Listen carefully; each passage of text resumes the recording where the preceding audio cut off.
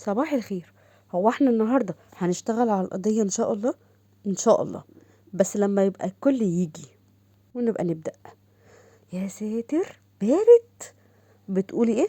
ما سمعتكيش. ضحكة نور ضحكة صفرة. صباح النور. خير يا فندم، اقدر اساعد حضرتك بحاجة؟ والله من ناحية هتساعدني فانت هتساعدني قوي، بس قولي الاول اسمك ايه؟ اسمي صابر يا فندم.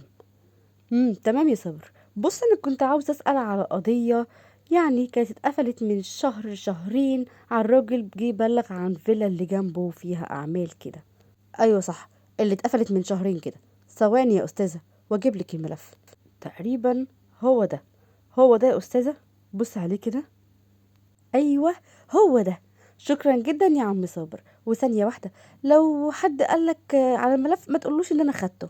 بس مين قال لحضرتك ان انا هديهولك اصلا؟ نعم. انت بتهرج معايا يا عم صابر؟ عنك يا فندم الملف. اصل انا كده هتضر في شغلي. دي قضية خلاص اتقفلت. انا ادي لحضرتك الملف ليه؟ مش معقول اطرد من اول يوم كده. طب قولي مين اللي كان شغال مكانك هنا؟ معرفش والله، انا لسه جاي هنا. مش معقول اطرد من اول يوم. مالك بتتكلم كده ليه؟ انت تقوم تقف وانت بتكلمني. ليه يعني؟ كنت مين عشان اقفلك؟ انا الرائد وسام يوسف المحمدي. ما تعرفنيش؟ اعذريني اعذريني يا ست الرائد، انا بس ما كنتش اعرف، حقك عليا. بص انا اعتبرك ما قلتش حاجه. هات الملف اللي في ايدك ده. هات الملف بقولك. انا اسف. اتفضلي حضرتك خدي الملف. حقك عليا. بصلي واحفظ شكلي عشان هحتاجك كتير الفتره الجايه يا عم صابر. سامعني؟ وزي ما قلت لك حاضر. محدش يعرف ان انت خدتي الملف. عارف لو حد عرف انا هعمل فيك ايه؟ عارف؟ محدش هيعرف يا سيادة الرائد وسام يوسف المحمدي ان انت اللي خدتي الملف. هو ده اللي محدش هيعرف؟ ده انت ناقص تجيب ميكروفون. ايه معلي صوتك كده ليه؟ في ايه؟ انا اسف يا سيادة الرائد وسام، ما كانش قصدي. تاني؟ تاني؟ اسكت خلاص اسكت. زي ما بقولك ايه، روح انت المكتب وانا هروح ادور على الملف واجي وراك. امم ماشي، بس ما تتأخرش في السريع بقى. مشي زين وراح على المكتب مع حازم، فدخل الممر اللي هيوديه على الأوضة اللي بيتخزن فيها الملفات. وهو ماشي خبط في وسام اللي كانت ماشية بسرعة. ما خدتش بالها. ايه؟ مش تحاسب؟ في ايه؟ ايه ما تهدي، انت اصلا اللي غلطانة. انت اللي كنت ماشية بسرعة مش انا. صعب عليك تقول اسف صح؟ لا وكمان ايه؟ انا اللي غلطانة. ماشي. ايوه انت اللي غلطانة. وكمان هو انت كنت بتعملي ايه؟ المكتب ورا. انت كنت هنا بتعملي ايه بالظبط؟ انا كنت في الحمام. هكون فين؟ بس على اساس المكتب ورا، حضرتك برضو رايح فين يا سيادة الرائد؟ انا كمان رايح الحمام. في حاجة؟ نور سابت حازم ودخلت المكتب وغمزت لنور وضحكوا هما الاتنين، واخفوا الضحك بسرعة قبل ما حد ياخد باله. دقايق وداخل حازم وهو متضايق أوي ومتعصب، وهو بيقول يا دي الحظ المنيل بستين نيلة. ايه؟ لقيت الحمام مقفول ولا ايه؟ حازم ما كانش واخد باله من البنات، وسام ضحكت بسخرية عليه. طب ممكن بقى طالما كلنا مجتمعين نشتغل على القضية شوية؟ حد فيكم لقى حاجة تفيدنا في القضية؟ لا، مفيش. طب الملفات بتاعت القواضي بتاعتكم ما لاحظتوش فيها اي حاجة غريبة تدلنا على اي حاجة؟ لا، ما لقيناش حاجة. ولا اي حاجة لفتت انتباهكم خالص؟ لا لا لا، مفيش حاجة لاحظناها. هو ايه اللي لا ومفيش وما نعرفش؟ يعني نكدب يا ست الرائد ونقول لقينا واحنا ما لقيناش؟ ادهم بعد اذنك انا عاوزك في كلمه بره بسرعه معلش. لو في حاجه متعلقه بالقضيه يا ريت تقولها هنا اهو، خلينا كلنا نستفاد. حاجه خاصه خاصه. ايه يا حازم؟ لقيت حاجه في الملفات؟ عملت ايه؟ ما عملتش حاجه، ما لقيتش الملف اصلا. نعم يعني ايه ما لقيتش الملف؟ طب هنعمل ايه بعدين؟ ده حصل ازاي وانت صاحب القضيه اصلا؟ بص انا هقولك. انا بعد ما سبت زين ورايح للملفات، صباح الخير، انا كنت جاي اسال على ملف القضيه اتقفل من شهرين كده.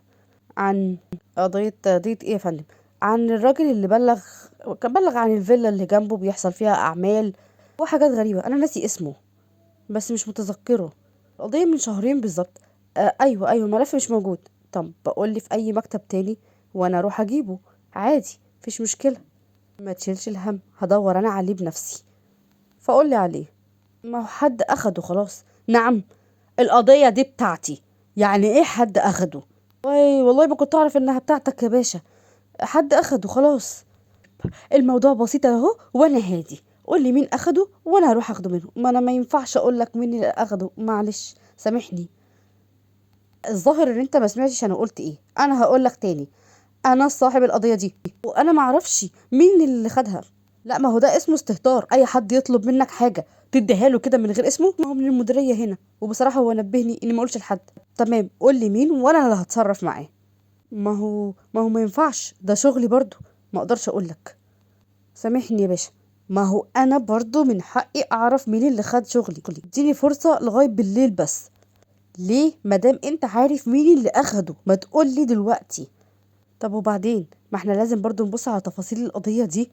ما قدامناش حل، هستنى بالليل عشان الزفت ده مرضيش يقول لي مين اللي اخده. المهم دلوقتي هنتغدى فين؟ مش هينفع ان انا اروح، فات الوقت. هنروح المطعم اللي احنا بنروح فيه. طب تمام، قشطه.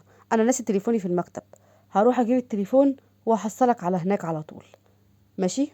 ادهم خرج بره وراح اما حازم فكان راجع المكتب تاني، شاف وسام واقفه مع صابر فاستخبى ورا العمود. يا سياده الرائد، بعد اذنك. خير؟ في ايه يا عم صابر؟ عاوز ايه؟ انا كنت عاوز اتكلم معاكي. صراحه انا عاوز الملف اللي اديتهولك. نعم، انا اخدته خلاص. انت اخدتيه قبل ما اعرف مين صاحب الملف.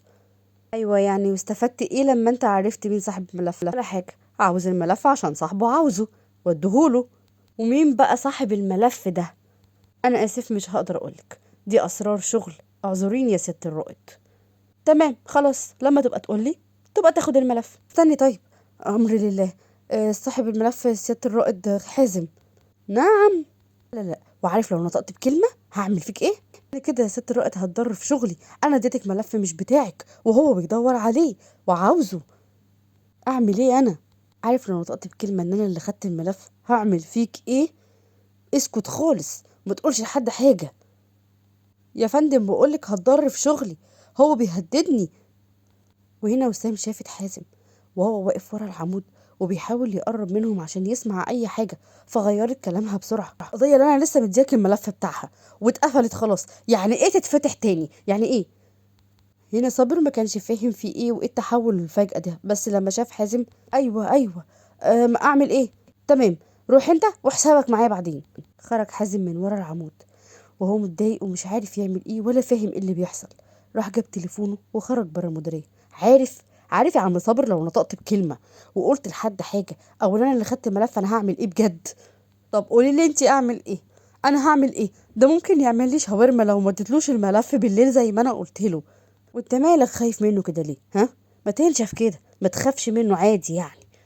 والله الكلام ده مش مع المقدم حازم، هيعمل لي شاورما بجد، هيزعلني قوي. انا عارف. ما تخافش يا عم، انا معاك ومش هخليك تخسر شغلك زي ما انت بتقول. تقلقش. ده ازاي بقى يا سياده الرائد؟ طب انا اقول له ايه لو سالني على الملف تاني؟ اقول لك انا، قول له قالت على الملف بطاطس وفلافل. ايه؟ فلافل او بطاطس عادي يعني، انا سايبه لك حريه الاختيار. يلا بقى، انت عطلتني وانا مستعجله قوي، لازم اروح اتغدى عشان ارجع تاني. اوف. دكتور يا دكتور، الحق، الحاله اللي لسه جايه امبارح واتنقلت العنايه وكانت هتخرج النهارده ماتت. ايه؟ ماتت؟ ازاي؟